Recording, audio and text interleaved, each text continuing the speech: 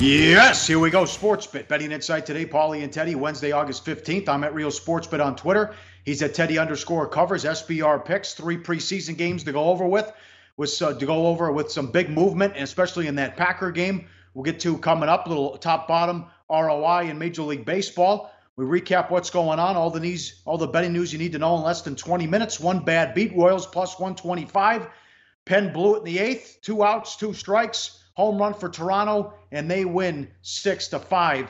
Bad bets, a lot of them. Cubs, Brewers over 9 up to 9.5. Quinton had been terrific in his career against Milwaukee. He gets roughed up at a 7-0 Milwaukee win.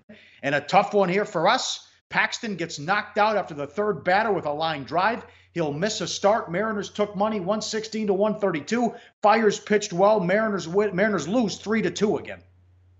Sure. I mean, let's start with Kansas City, who, looking at the standings right now, I've got them at 36 and 83. That's rough, man. That's 303 baseball. They're 32 games out of first place in one of the weakest divisions in MLB. So another bad beat for the Royals. Yeah, there have been a lot of bad beats for the Royals this year. Bullpen meltdown has been a consistent problem for KC backers. And if you're playing KC anywhere near a regular basis, my condolences to you. As for the bad bets, I mean, Seattle took money and lost. Philadelphia took money and lost. San Diego took money and lost. They went from dogs to favorites last night. So certainly when you talk about the big moves from the wise guy bettors, not a great night last night by any stretch of the imagination, with Seattle, Philadelphia, San Diego all coming up short.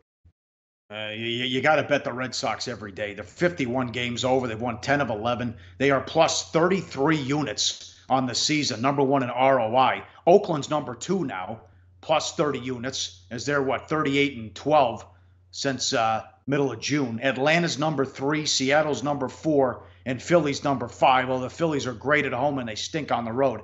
Philly's almost up 12 units. At the bottom, it's the Orioles, and it's not even close. You're down 40 units on the Orioles, even though they won last night, followed by the Royals. And look at that, the Dodgers and the Nats. How about the Dodgers and the Nats can both miss the playoffs? Dodgers lose again last night at home to the Giants. The bullpen issues, and they can't hit. Yeah, I mean, that's the bigger issue, or every bit as big an issue for the LA Dodgers right now as the issues with their bullpen. This is a lineup that's gone cold. And when you watch LA, they're not taking good at bats. When the Dodgers offense is in sync, they're making every pitcher work on every at bat.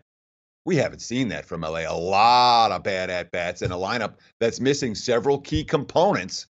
Dodgers don't look all that scary right now, and that's certainly reflected at least modestly in the betting markets. We're not seeing anywhere near the numbers in the Dodgers this year compared to what we saw last year when the Dodgers were winning everything and the bookmakers were consistently pricing them at $3 and higher on a game-in, game-out basis.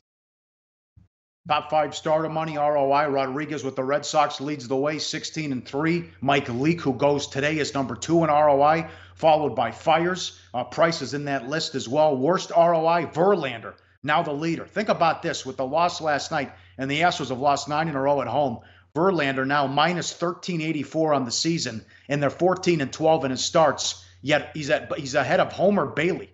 The Reds are 1-15 when Bailey starts, and then you got Kershaw in there at number 1, followed by Cobb with the bottom 5 ROI for pitchers in Major League Baseball. Bad for the books. Astros under 7.5 down to 7. Astros can't hit right now. They lose 5-1 at home. Rockies only a game back.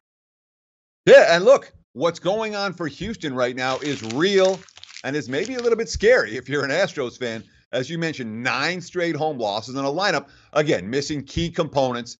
Houston's not healthy. In theory, they should be getting healthier as we head into the stretch run and towards the postseason. But right now, the Astros playing some lethargic baseball. And, of course, the undercashed in the Houston game last night, that was bad for the books. The undercashed in the Yankees game again last night, the best under team in baseball, that too bad for the books. And then the Atlanta Braves taking money yet again and winning yet again. It's been an ugly series with the Braves dominating the Marlins.